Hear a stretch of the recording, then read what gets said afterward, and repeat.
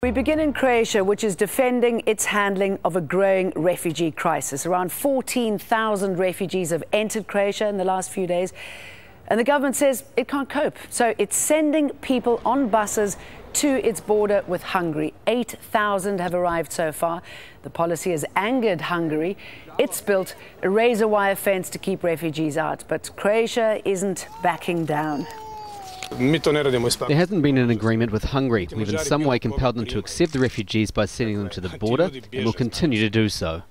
So let's take a closer look at why Croatia has become the latest refugee bottleneck. Thousands of people have had to cross there from Serbia because the route they wanted to take into Hungary was blocked by that razor wire fence. But Croatia is just sending them back to Hungary and also to neighbouring Slovenia. The refugees don't want to stay in any of these countries. Most are heading to Germany, where they believe they will have more of a chance of being granted asylum. Now, Lawrence Lee joins us from Bregana on the Croatia-Slovenia border. What is the situation there, Lawrence, and how do people there feel about being shunted from pillar to post? Well, it's eased a little, I think, Jane, as the day here has worn on, largely due to the efforts, I have to say, not of the governments of either of these countries, but of the volunteers here, who have been here since the middle of the night last night, giving soup to very cold people and blankets. And throughout today, the refugees have been fed and watered, and they've had a chance to have a wash of sorts. And just on the other side over there, that's Slovenia, on the other side of the border, there have been a few buses laid on to take people up into a few small camps, one just over the border and one in the capital, Ljubljana.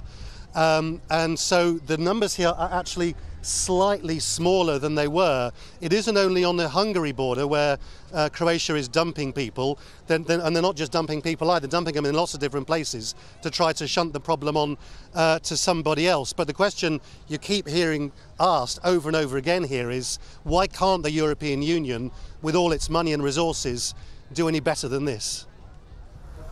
They are moving in the right direction, even if the motivations of the countries they are in are far from generous. Overnight, the Croatian authorities put the refugees in buses and told them to get out here in the no man's land between Croatia and Slovenia. So another closed border for Majd, an architect from Syria, his children and his wife, and a simple explanation: Europe hasn't got a clue what to do with them. They don't know what to do. They don't have a clear plan. That's what I recognized. The best thing that happened to them was the arrival of volunteers from Slovenia and Croatia, who offered soup to shivering people, enough food and clothes to offer at least a little dignity. But they are doing this because their governments are not, and they are less than impressed. It's no surprise that they are here. I mean, everyone, if I would be the Slovenian president and running a household, I would know that they are coming now. If you have some kind of common sense, you know that the people will appear. And right at the fence, they pleaded with the riot police and an Arabic speaker to come across. Just the occasional family got through, and then everybody else said, why not us as well? Family, only this take the guys, not family. I have family 12 with me. Of course, these countries have said they're open to refugees coming through, but in practice it looks a whole lot more like passing the problem on. For all the political differences between many of these countries over the refugees, they have one thing in common: a policy of what you can only call people dumping. Macedonia dumps them on the Serbian border, Serbia then dumps them on the Croatian border, and Croatia is now dumping them here on the Slovenian border. Eventually, buses arrived on the Slovenian side and cheers went up as they pushed forward. This is the start of the Schengen zone, free movement from here to Germany, which remains the only country around here prepared to let these exhausted people finally rest. So, Lawrence, what you're saying there, it's a disaster. These countries don't want these people. They're just dumping them from border to border. What is going to happen now to come to some kind of comprehensive policy? Is that possible? Well, you know, the country that's trying to organise this as much as anybody clearly is Germany.